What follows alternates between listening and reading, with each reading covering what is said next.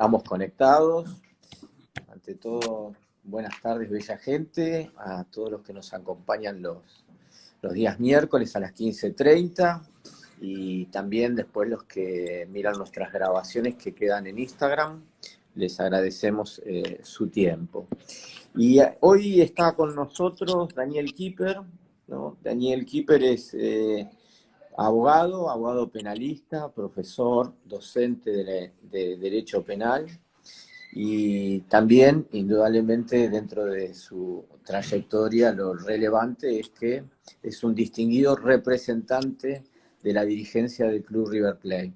Hoy vamos a estar conversando con él sobre las cuestiones y las problemáticas que tienen que ver con la violencia en los eventos deportivos. Daniel, ¿qué tal? Buenas tardes, ¿cómo estás? Buenas tardes, Augusto, ¿cómo estás vos? Bien, muchas gracias. Aquí lo que para nosotros es fundamental, a ver si hoy podemos conversar, es la temática de las situaciones de violencia en los eventos deportivos. Quizás el fútbol sea, esté dentro de los más paradigmáticos. Decinos, un poco dentro de tu experiencia, vale también resaltar que Daniel ha sido miembro de comisión directiva de River Plate, ha sido candidato en distintas oportunidades también a presidente, candidato a presidente del club River Plate. ¿Cuál es tu visión sobre esta problemática a nivel general y después podemos ir a lo particular o a determinadas situaciones? Creo que es necesario diferenciar la violencia en el deporte, propia del juego y del temperamento de los deportistas, de aquella que surge, y es la que nos preocupa, alrededor del mismo. En este último tiempo se ha tornado evidente la proliferación de situaciones violentas en las que el hecho deportivo es tan solo un contexto idóneo para llevar a cabo una serie de actos de pillaje, destrucción y de delitos diversos, incluso lo más grave porque se ha llegado al homicidio.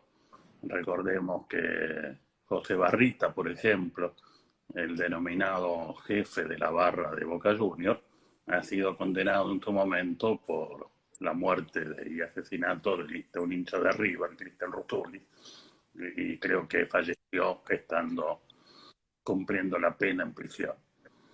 La violencia deportiva es propia de los deportistas, de la actividad, del deporte, del temperamento de cada uno de ellos. Y se desarrolla normalmente en el campo de juego y a veces se traslada, no podemos desconocerlo, también a las tribunas. Pero eso es un problema de la psicología del deporte, que es un tema y una ciencia, me parece, ajena a la problemática que vos me estás planteando ahora. Lo que nos preocupa son los comportamientos violentos entre los espectadores, los aficionados, aquellos que concurren a los campos de juego y que son los que determinan este tipo de hechos tan trágicos y tan preocupantes. Sí, Ahí te quería preguntar, Daniel, por ejemplo, lo último que ocurrió en estos días, en esta semana, donde hubo un enfrentamiento entre el dictado de Racing y de Independiente, ¿por qué considerás que más allá de que la sociedad en algunos aspectos vaya progresando, hay distintas experiencias a nivel internacional con respecto al tema de la violencia en los estadios? ¿Por qué considerás que en Argentina no damos pasos en progreso, en positivo, para comenzar a erradicar este tipo de situaciones que terminan siendo un flagelo, ¿no? Porque en la época de nuestros padres, el tema de, al menos del fútbol, los días domingos iban a ver la reserva y después veían la primera, almorzaban en el estadio. Eran otros tiempos, es cierto, pero no deja de ser importante destacar. Siempre también tengo como un recuerdo la imagen de que me contaba tu familia, que cuando ustedes eran chicos iban a ver a River y estaban todos los domingos, estaban todo el día en el estadio. Entonces, ¿por qué consideras que se ha cortado toda esa mística, toda quería, esa onda familiar del fútbol? Te escucho. quería marcar esta división porque creo que lo que nos cuesta reconocer a nosotros, al fútbol argentino, es el carácter instrumental que tiene la violencia en nuestra sociedad, en nuestro país. ¿Y a qué me refiero? Porque siempre se dice, muchas veces en diálogos con periodistas o diversos protagonistas me dicen, siempre hubo violencia en el fútbol, y es cierto, pero una cosa es esa violencia propia del deporte, que muchas veces se manifiesta con un golpe de un jugador a otro, o a veces con un hincha que se pelea por una jugada con un adversario. Cuando éramos chicos, recuerdo que íbamos a la cancha y uno se sentaba a veces teniendo al lado a un simpatizante del equipo adversario, no ocurría absolutamente nada. Y con la violencia que ocurre hoy, que es de carácter instrumental, por aquellos que han utilizado a estos grupos violentos, que los han armado a través de diversas formas y manifestaciones, otorgándole privilegios, prebendas, entradas, dineros, micros, etcétera, para poco a poco ir ocultando lo que sucede en el fútbol argentino, que es un alto grado de corrupción. Yo decía hace muchos años en una nota periodística publicada por Infobae que las barras bravas eran el brazo armado de dirigentes corruptos. Porque esa violencia que quizás apareció de manera espontánea en algún momento, fue capitalizada y utilizada para hostigar voces contrarias a los directivos de turno, que marcaban los errores, marcaban la entrega del patrimonio institucional de las diversas entidades a grupos privados, y que ha asumido hoy al fútbol argentino en un nivel de pobreza que asombra. Si uno compara el nivel económico de los clubes más importantes de la Argentina con los clubes europeos, observa que hay un abismo. A modo de ejemplo, el Barcelona cobra por derechos de televisación por año unos 250 millones de euros, y River tiene para el próximo año apenas 6 millones de dólares como presupuestado. Otro tanto Boca Juniors, y lo que recauda el fútbol argentino en materia de derechos de televisación es apenas un 10% de lo que produce este negocio por la transmisión de un deporte tan popular. Entonces, fueron organizados estos grupos por dirigentes. Lo dijo en alguna oportunidad como un reconocimiento que sorprende, como una confesión que sorprende, Héctor Caballero. Él había manifestado, creamos a Frankenstein. Y efectivamente se ha tornado en un Frankenstein porque no lo supieron manejar. Entonces vemos como los malos contratos que firman los clubes en materia de televisación de partidos, en materia de contratos de merchandising, de marketing, etcétera, sirvieron estos grupos violentos para callar a las voces opositoras. Vos, que has sido un artífice importante en la vida institucional porque participás de ella, sos consciente de lo que estoy señalando. Entonces, pretender erradicar la violencia de carácter instrumental con técnicas propias de la psicología del deporte o con concepciones sociológicas diversas que no adviertan que son grupos que se han armado y constituidos para un fin específico, es muy, muy complejo. Nosotros presentamos en el año 2008 2 proyectos de ley en la Cámara de Diputados que no fueron tratados. Si bien en alguna oportunidad tuvo apoyo de algún legislador para que así ocurriera. Uno, para proteger los patrimonios de los clubes de fútbol. Apuntábamos simplemente a 2 aspectos. Primero, la democracia de los clubes de fútbol, que hoy es ausente. Piensen ustedes que las autoridades de la AFA, la máxima entidad del fútbol argentino, solamente pueden votar y postularse a cargos electivos un grupo de 50 personas aproximadamente.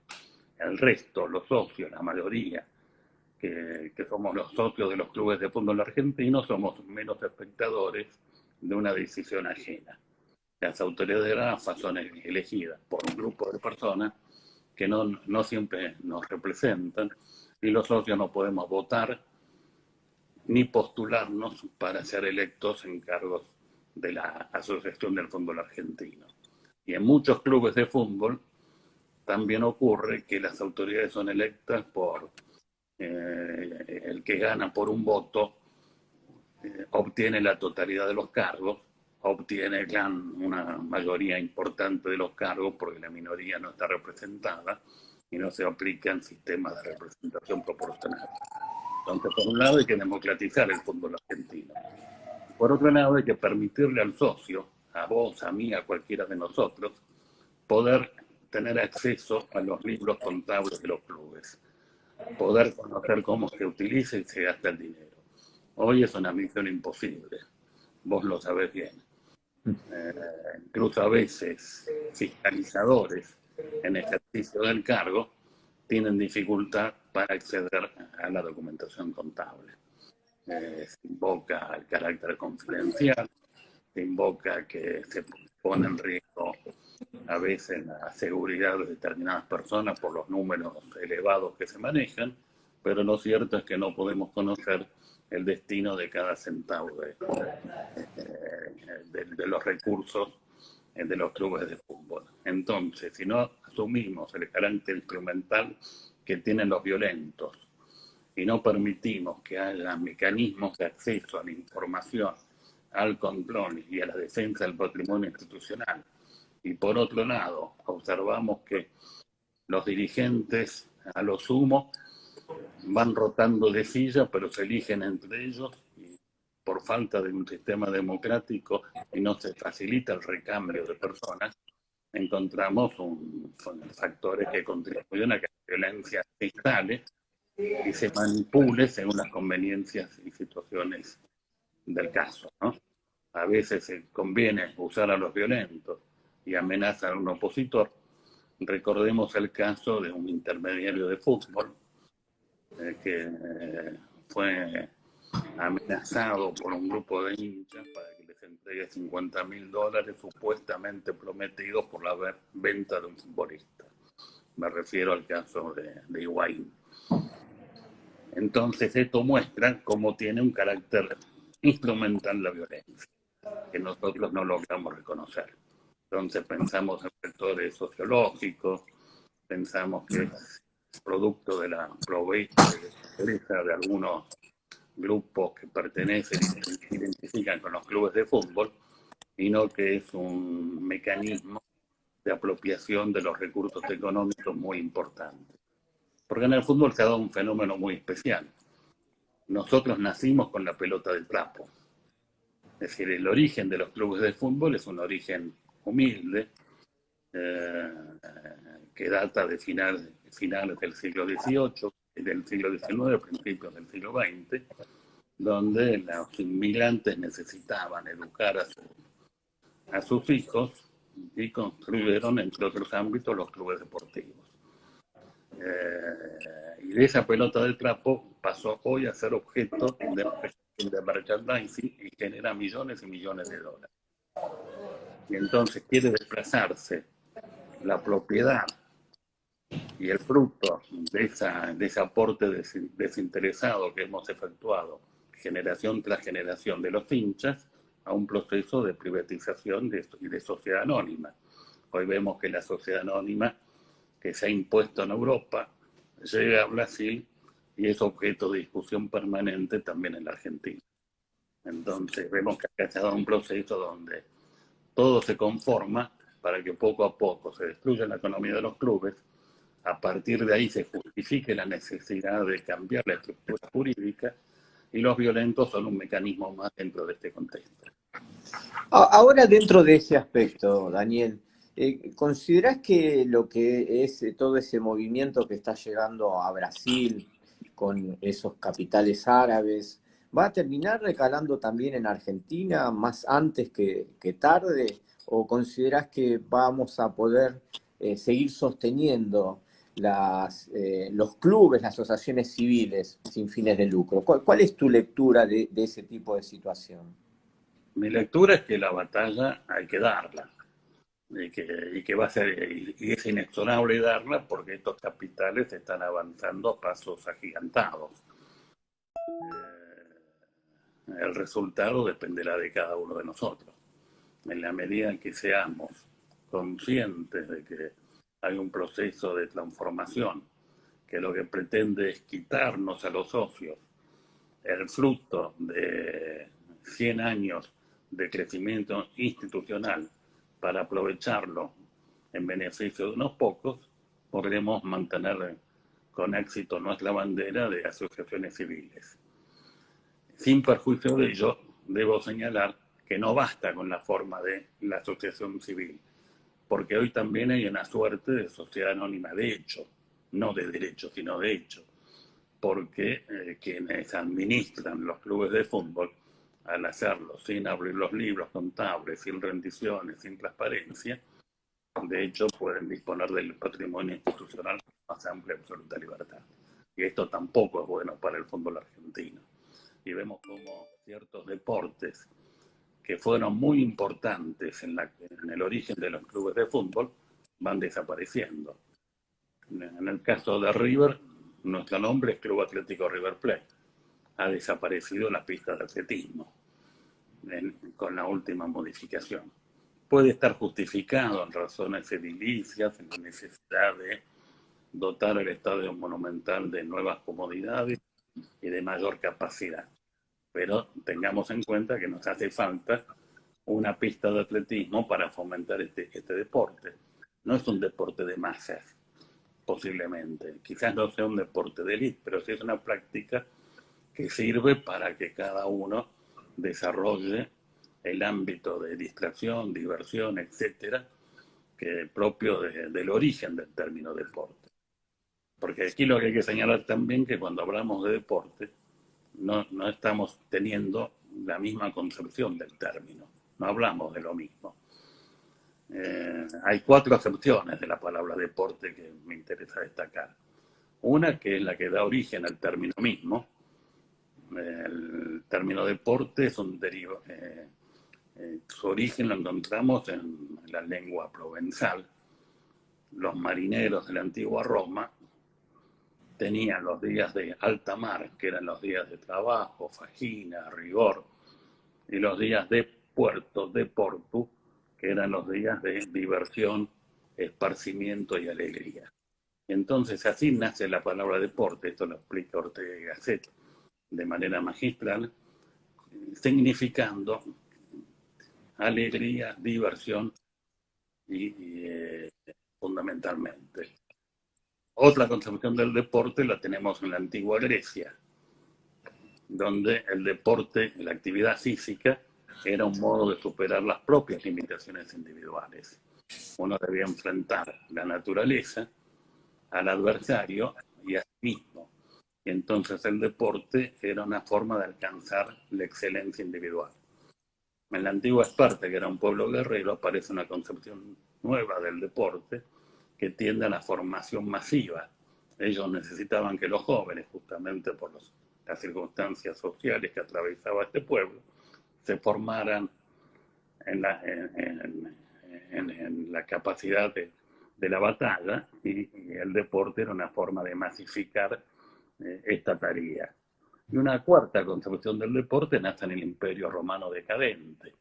Ellos heredan los Juegos Olímpicos de la antigua Grecia, pero es ahí cuando aparece la frase de pan y circo, porque se transformaron en juegos violentos al servicio del poder y para ganar favores políticos. Entonces, estas 4 formas de concebir el deporte, yo creo que es importante distinguirlas para entender que nosotros necesitamos clubes que nos permitan la práctica del deporte para divertirnos, la práctica del deporte para desarrollar cada uno de nosotros nuestras máximas capacidades individuales, clubes deportivos que permitan la formación masiva, que sean un ámbito de esparcimiento, de diversión y de formación, y no que sean un instrumento al servicio del poder, de la comunicación pública o de aquellos que quieren ganar espacios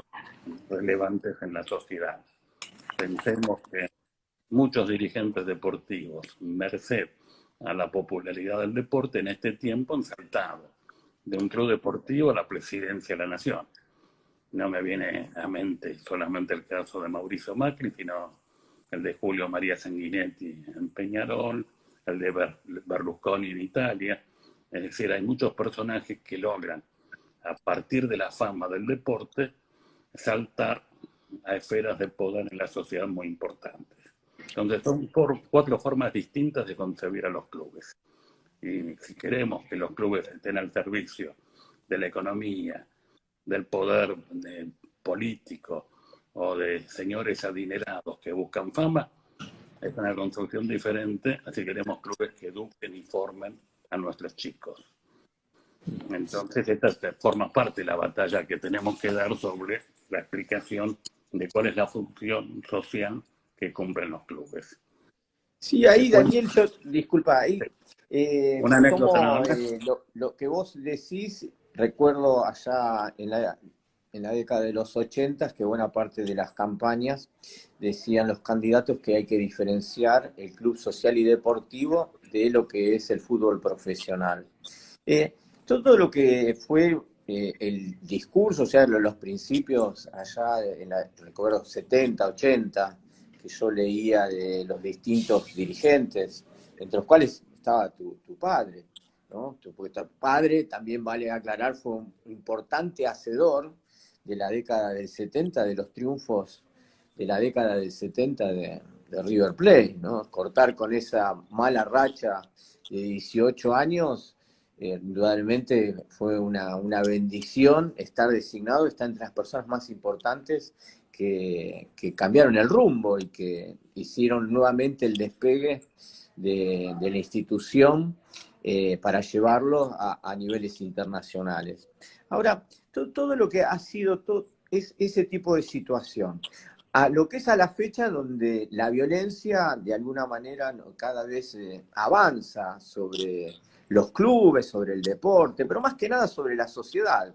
O sea, antes invitar a alguien, vení, ¿qué hacemos hoy? Vamos a ver un partido. Hoy resulta más difícil hacerlo porque la inseguridad nos subyace, nos vence. La consulta es esta. ¿Cómo consideras vos cómo debe arbitrarse los medios o las técnicas como para vencer la violencia o buscar comenzar a erradicar la violencia dentro de los ámbitos deportivos, ¿no? Con agentes externos, ¿no? Los jugadores dentro del estadio, que eso dentro del campo de juego, que hace una cuestión de educación y en eso debe intervenir más AFA. Pero aquí en lo que nosotros, la sociedad en sí, que te hablan que los clubes con sus barras bravas, ¿cómo te parece a vos, o una legislación, cómo culturalmente podemos cambiar el rumbo de todo esto? ¿Cuál es tu visión al respecto? Si aceptás mi tesis del carácter instrumental que tiene la violencia en el fútbol en particular, no en el deporte, porque fíjate que en otros ámbitos no existen estos grupos violentos.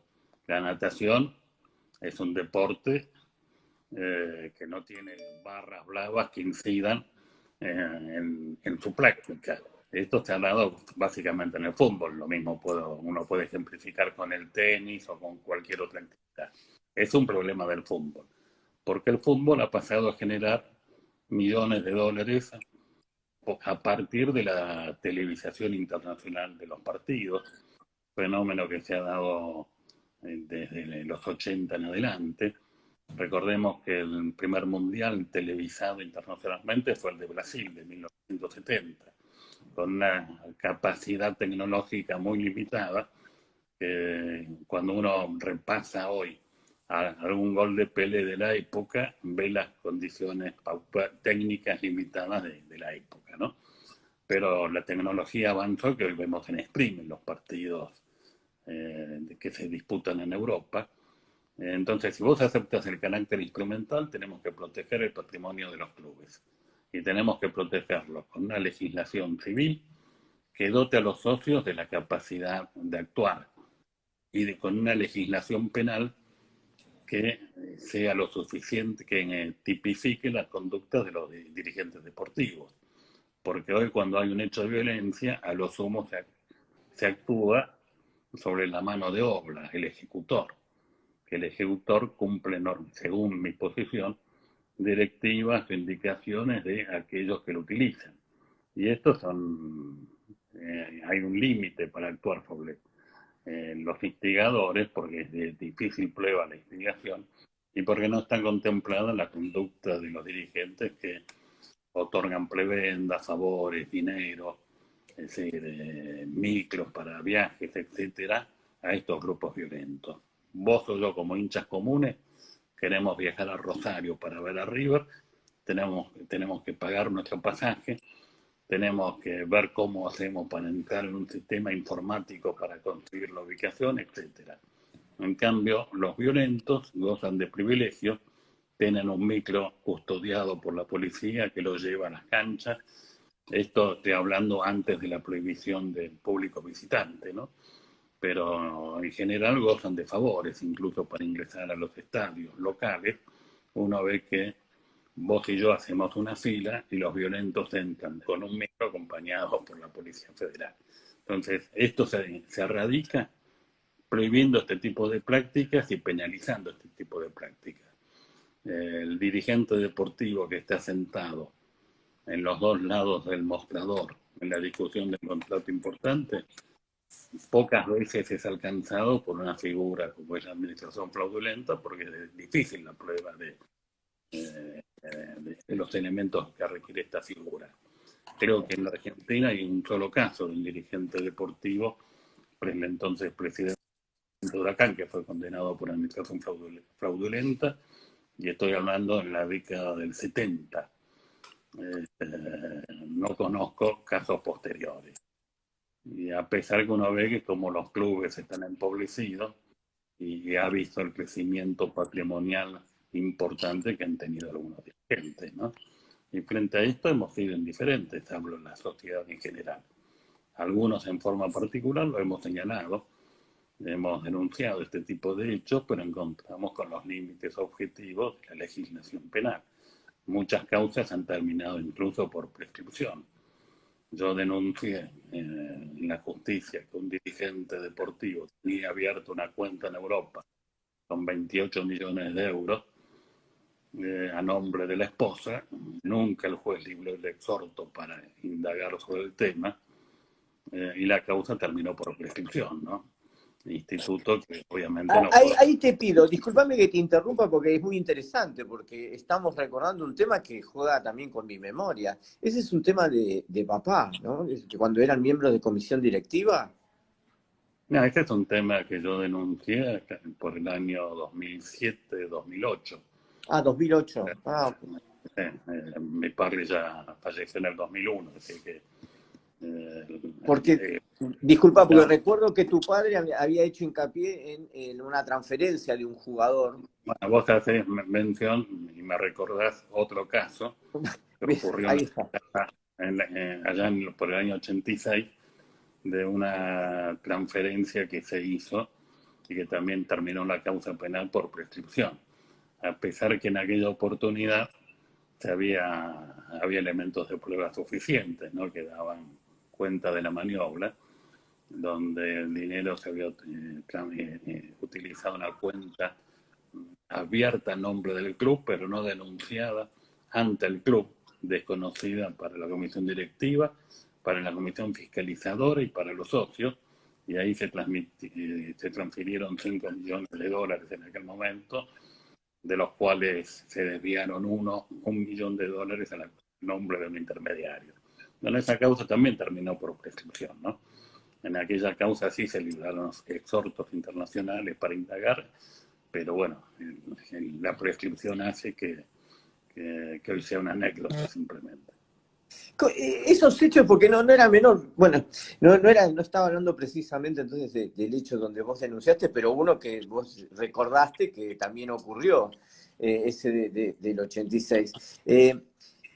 Vos a ver, tu visión al día de hoy, si ese tipo de situaciones, de esas denuncias, ¿no?, se llevarían al día de hoy. Porque en ese tiempo yo recuerdo, la del 86, la recuerdo como que hizo ruido, la tuya hizo un poco más de ruido, pero como bien vos decís, terminan por prescripción. Y uno se pregunta, en el 2021, situaciones de estas características, ¿cómo reaccionaría la sociedad? Y con nosotros amenazados, además. Te Bueno, esa recuerdo, parte no la tenía presente. en el caso de la denuncia del 86, nosotros teníamos el estudio en La Valle y Callao, y un día nos encontramos con pintadas amenazantes, justamente a raíz de esta denuncia que obviamente denunciamos el hecho ante la justicia, pero bueno, imposible determinar quiénes habían sido los autores, ¿no? En el caso de mi denuncia en el 2008, también fui amenazado en diversas oportunidades. Es decir, es muy difícil avanzar cuando tenés un grupo armado violento que es el que se ocupa de proteger las maniobras delictivas de los directivos y sin contar con una legislación adecuada. ¿Cómo Porque, ahí te tengo que interrumpir porque es importantísimo. ¿Cómo consideras que habría que mejorar la norma, ¿no? O sea, la ley en esos aspectos? bueno, por un lado hay que tipificar la asociación ilícita deportiva. Yo presenté un proyecto de ley al respecto. Hay que tipificar la conducta de abuso de los dirigentes, que aprovechando el cargo, conociendo de antemano la negociación que va a llevar a cargo el club, realizan negocios incompatibles. Es decir, todos los delitos contra la administración pública que contempla el Código Penal está limitada su aplicación a la figura del funcionario público. Creo que habría que incorporar figuras similares que se refieran al administrador de entidades deportivas, porque se dan perfectamente los casos de la negociación incompatible, del abuso de información privilegiada y de una suerte eh, de negociaciones que terminan tornándose en perjuicio de los clubes y en beneficio de los directivos. Por eso cuando uno habla de dirigentes ricos y clubes pobres, frase que acuñé allá por hace más de 20 años atrás, es una triste realidad. Los clubes están empobrecidos en gran medida porque firmamos malos contratos.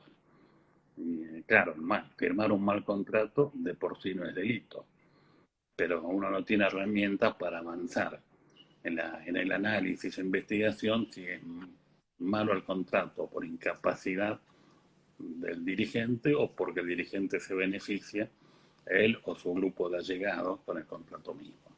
Y este es un tema que yo creo que debe existir una legislación. Para esto tenemos que los socios tener capacidad de abrir los libros contables de los clubes, porque si no podemos saber cómo se gasta. Si vos ves la historia de River, y nos remitimos a un balance de la década del 70, del 80, vas a saber cuánto gastaba River en jabón para uso en el vestuario de socios, porque aparece el concepto. A partir del 80 empiezan a aparecer rublos globales, donde en varios se involucran este tipo de gastos, y en definitiva ves como millones de pesos se gastan y no conoces el destino. Salen de las arcas del club y no conoces a dónde son destinados. Y esto se hace muy difícil entonces empezar a analizar si hay una administración mala por incapacidad o mala por corrupción. Y además incide esto luego en la elección de los representantes, de los propios directivos, porque no podemos negar que la capacidad económica a la hora de llevar adelante una campaña política termina siendo determinante para la elección de las autoridades. Pareciera que quien más invierte en una campaña es beneficiado por la prensa para colocarlo como candidato seguro, casi seguro, o como una de las opciones, y quienes no tenemos capacidad para invertir en una campaña publicitaria, somos siempre relegados a un segundo plano, ¿no? Esto hace en parte a la ideología de los propios periodistas o a veces a el peso específico que tiene el dinero en una campaña. Ahí yo te consulto, es la falta de transparencia en la información al socio. ¿Desde cuándo considerás que se comenzó a patentizar? Porque decís a partir de los 80. ¿En qué momento, con un poquito de mayor precisión, comenzás a notar que la falta de información al socio de los movimientos que realiza una institución? Yo te diría desde que fue despedido Simón Gordon en River, hablando de River puntualmente. Sí, sí, no. Simón Gordon fue un histórico contador de River, empleado de muchos años, que abría los libros y los exponía incluso a los gritos si fuera necesario para que los otros estén informados del destino de los fondos. A partir de su despido, allá por los años 80, se fue reemplazando las estructuras históricas por estructuras nuevas, no conocidas por los asociados de los clubes, y que le brindaban información exclusivamente al presidente de turno. ¿No? A ellos le debían el cargo y a ellos le daban la información. El resto teníamos que acudir, vos lo sabés porque alguna vez lo hemos hecho, con escribano para requerir información que debía estar a disposición de en nuestra calidad de socios y a veces incluso en nuestra calidad de directivos no será negada. Y eso considerás que ha ido evolucionando, ¿no? O sea que no es que se ha logrado marcarle un tope, sino que cada gestión, cada gestión que va tomando las riendas de una institución es cada vez menos, no quiero decir falta de transparencia, ¿no? Pero de menos comunicacional con respecto al socio en cuanto a los movimientos económicos. En los clubes impera un uso de la costumbre a veces que hace que se repitan las fórmulas previas cuando se presenta un balance o se presenta un presupuesto. Si vos ves los presupuestos de arriba de los últimos 20 años, advertirás que son una copia del presupuesto anterior. Han cambiado presidentes, han cambiado orientaciones políticas, pero se repiten las fórmulas porque es más fácil así hacerlo. Y en este sentido diría que sí hay un retroceso importante. Hubo un cambio, que también debo destacar, en el cual River fue pionero, cuando en el año 2013 aprobamos el derecho a la información del socio. Pero este derecho a la información, que hoy es una norma jurídica vigente en River Plate, es de difícil aplicación, porque cada vez que alguien va a pedir información, aparecen trabas burocráticas, la información no se otorga en tiempo oportuno, muchas veces el socio debe acudir a instancias jurídicas para obtener la información, lo que lo hace difícil. Hubo un solo caso, Horacio Roncariolo, que lo hizo y obtuvo primero un reconocimiento del IGJ y luego de la Cámara Civil para que el club le brinde la información. Y todavía creo que está batallando para obtenerla. Que es una información que debe otorgarse de manera espontánea. Cuando discutimos el derecho a la información, mi propuesta era que River tenía que desarrollar incluso una política activa. Esto es, publicar, aprovechando el avance tecnológico en Internet, todos los movimientos económicos, porque esto iba a darnos a los socios la oportunidad de conocer cómo se gastaba cada centavo del club. A lo sumo se podía otorgar una clave, comprometernos a respetar el carácter confidencial de este manejo, pero es un derecho que tenemos como socios de conocer en qué se gasta nuestro dinero.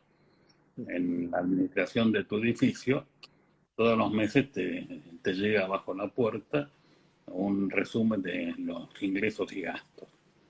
En River, en cambio, los movimientos económicos nos llegan en forma global, que es imposible conocer el destino cierto de cada centavo. Sí, esa es una gran realidad. Ahora, te hago esta consulta. ¿Considerás que bajo todo este esquema, estamos hablando de River, pero institucionalmente, cómo podemos buscar la forma de erradicar a los violentos. ¿Cuál sería la forma? ¿Qué metodología? ¿Un sistema inglés, europeo, francés, un americano, un sistema americano? ¿Cuál es tu visión al respecto? Yo Porque se han fíjate que, topado distintas formas, ¿no? A ver cuál se acerca a tu pensamiento. pero en general las fórmulas que han utilizado en otros países responden a las circunstancias y marco histórico de cada país. Los hooligans estaban fuera del sistema.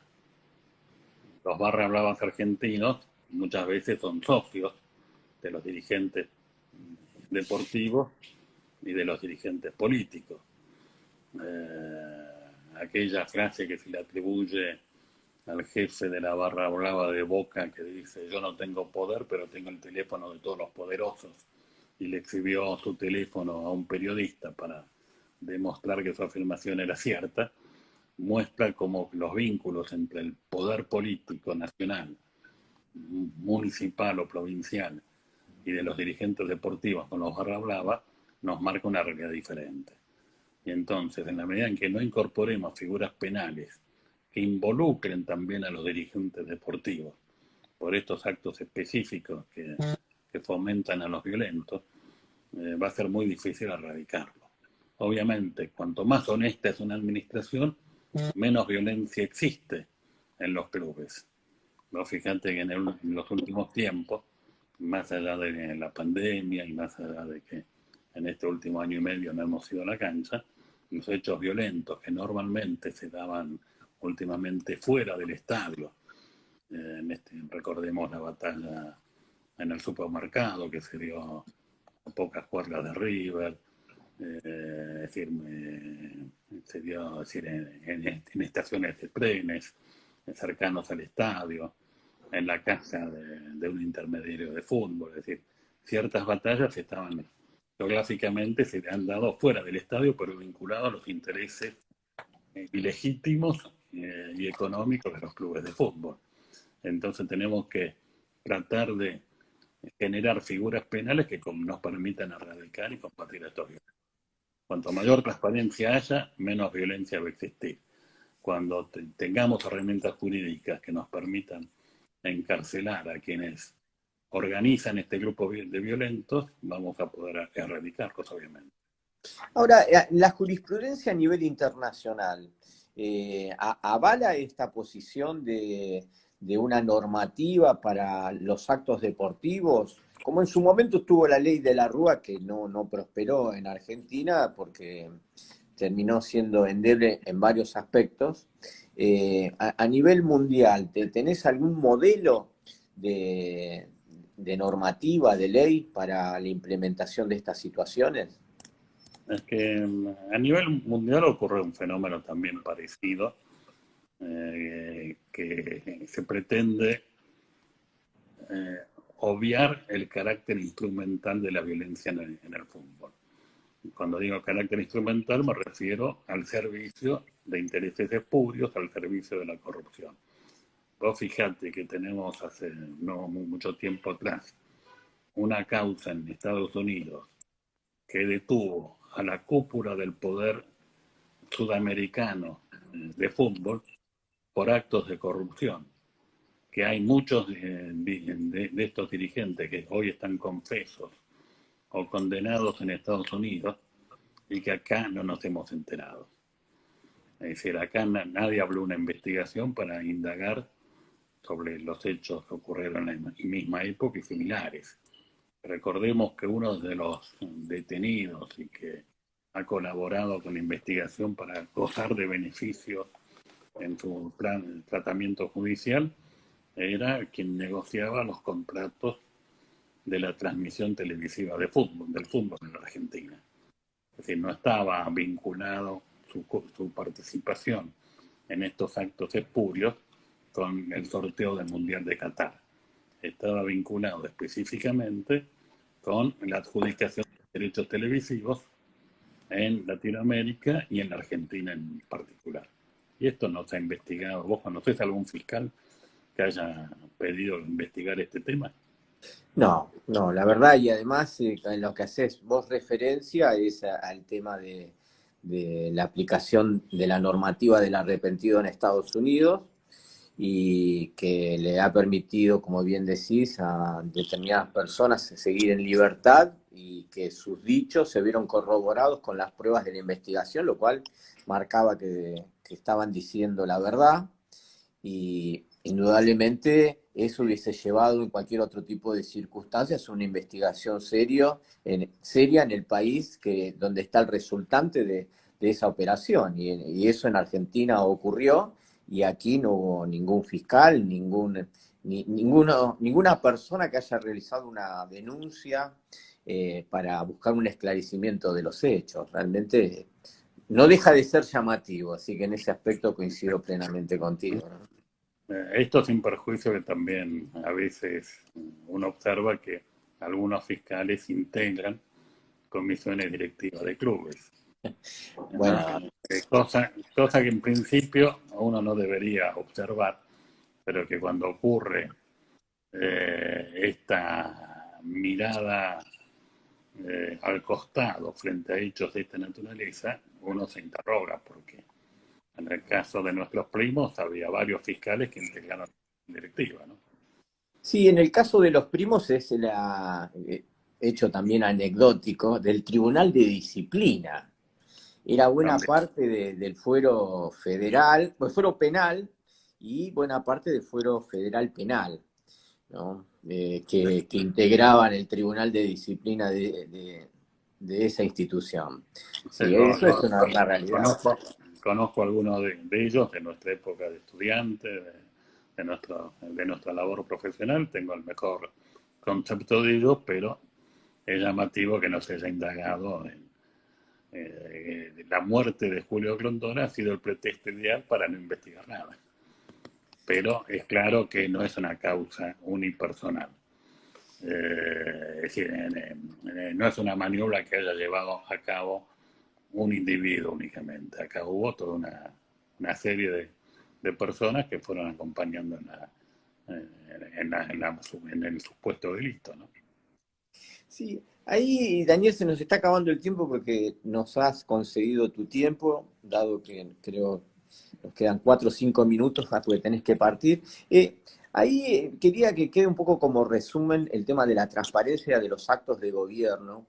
Cuando Daniel nos dice esto, hay entidades deportivas a nivel institucional mundial donde de la transparencia de los actos de gobierno hacen su norte y hay clubes que obligan por estatuto a que todos los actos, tal como ha dicho Daniel, por los nuevos sistemas digitales, es tener informado al socio. Siempre, evidentemente, también se le avisa de que esos elementos no tienen que ser fundamento después para cualquier tipo de accionar en contra de la institución, pero sí es tener informado en forma veraz y cierta al asociado.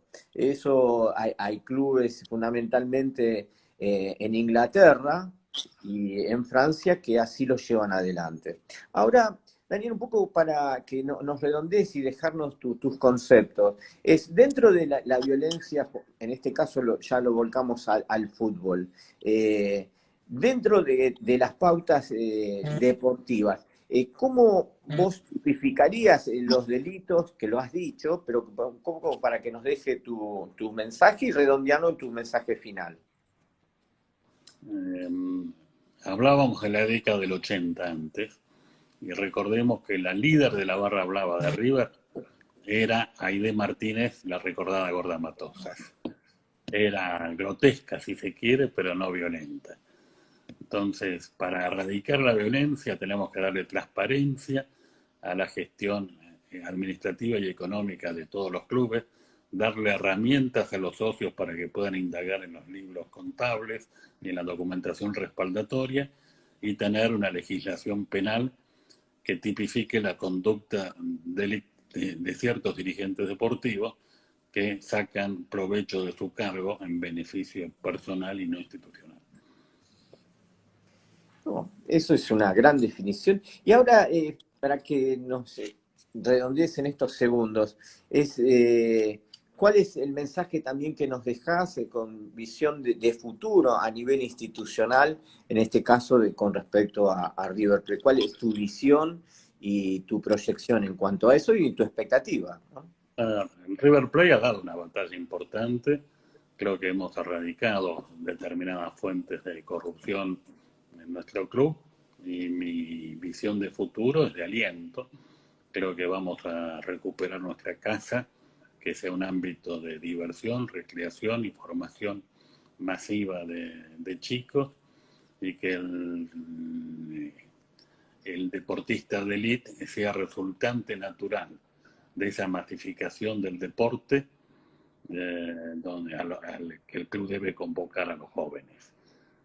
Cuando uno habla de las divisiones inferiores de un club de fútbol, está diciendo, convoco a jóvenes, a chicos, a una multitud a practicar el deporte, y de esa multitud luego voy a tener un pequeño número que va a ser deportistas de élite, que serán aquellos que conforman el primer equipo, como resultante de una práctica formativa, educativa y de recreación, no como una selección antinatural de chicos que desde los 6 años son obligados a practicar un deporte y alcanzar niveles competitivos por el afán de lucro de intermediarios, representantes, etcétera. Y que no sean una mercancía los futbolistas, sino que expresen valores altos a nivel social. Ok. Muchas gracias, Daniel, ahí por tu tiempo, cumpliendo tu pedido de terminar en este horario. Te dejo también el saludo de Santiago Coronel, mi hijo, que siempre te recuerda con el mayor estima y afecto, teniéndote como uno de los dirigentes más importantes de nuestra magna institución River Plate que he conocido. Así Un que gran abrazo, Augusto. así será, de llegar tu abrazo, y nos estamos viendo próximamente en estas actividades de aquí a fin de año. Te envío un abrazo enorme, gracias por tu tiempo y gracias por tus conceptos. Muy buenas tardes, Daniel, que estés bien. Hasta luego.